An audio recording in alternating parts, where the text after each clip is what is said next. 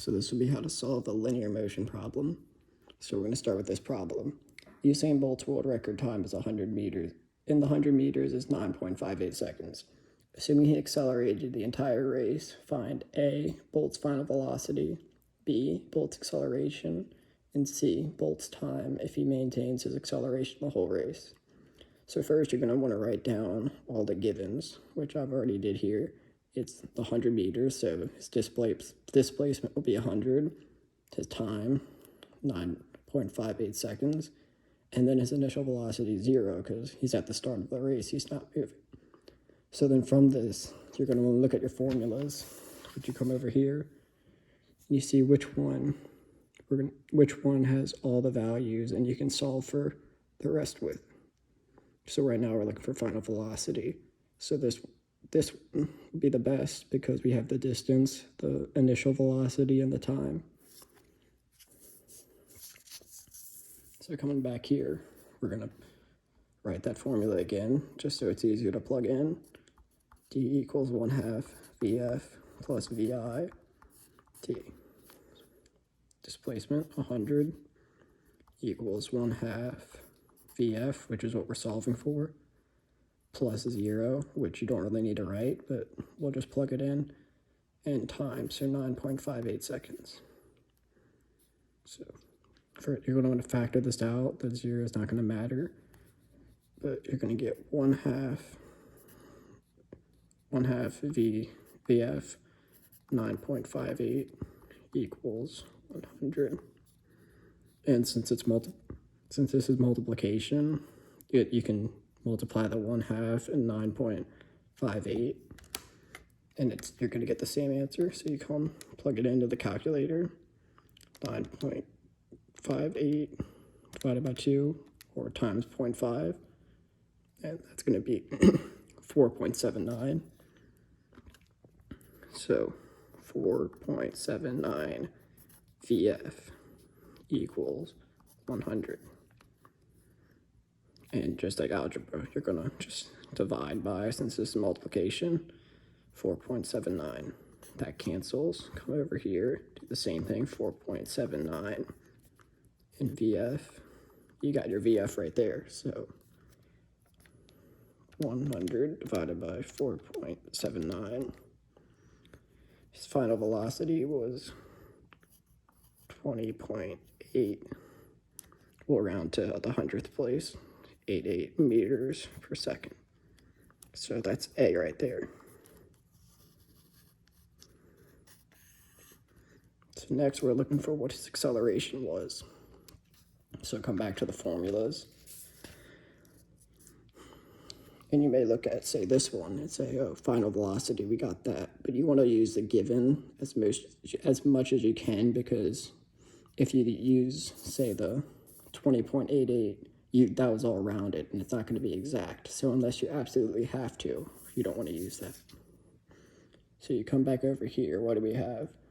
So we have, this one may work because we have the distance, we have the initial velocity, the time, and we're solving for acceleration.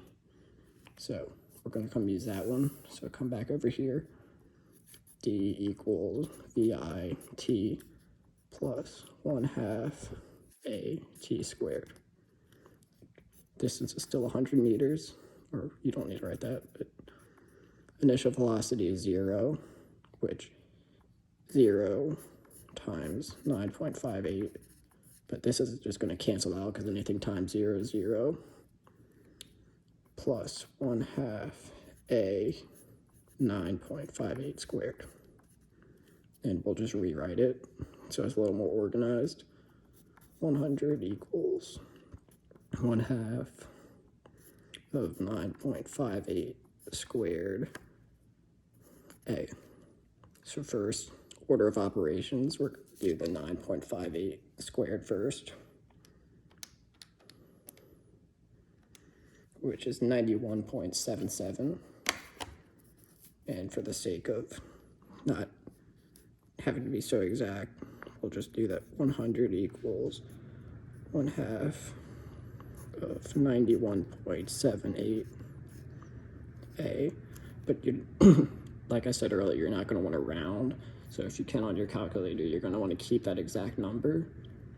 And we can multiply that now since we have the exact value. So divided by 2 or times 0.5 again, 45.89a.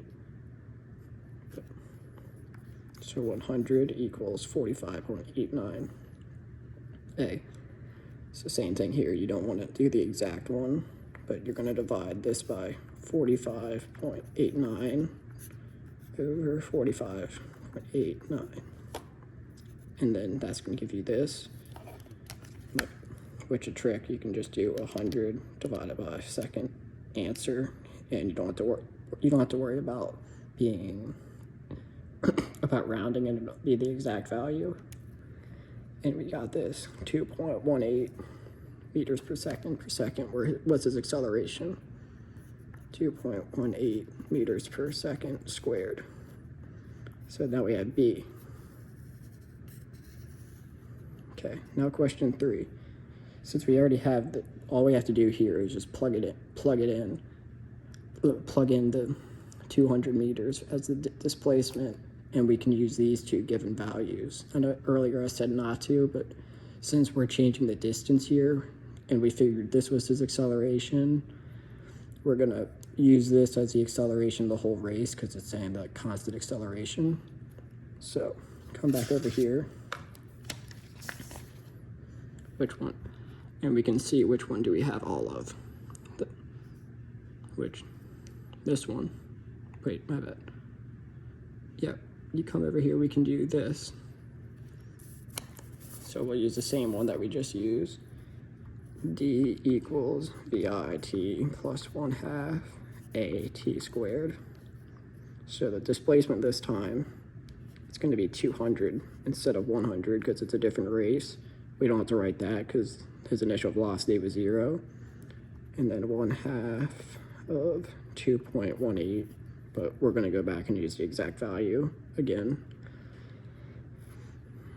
T squared. So first, we're going to want to multiply 1/2 and 2.18, which is still right here on the calculator. We'll just divide that by 2. And that's going to give us 1.09, or whichever you want to say, rounded 1.09 t squared. So come back down here, once again you're not rounding, and you're going to divide by that answer. So 200 divided by second answer, then it's going to be t squared equals 183.55. And to get rid of the square root, that being the squared, we're going to take the square root. So second square root of second answer. And we see his time would be 13.55 seconds. And even though that's not realistic of a time for the 200 meters, we know we're assuming he's constantly accelerating. So if he's accelerating at 2.18 meters per second, he would have had a record-setting 13.5 seconds. So that's how you solve a 3-part linear motion problem.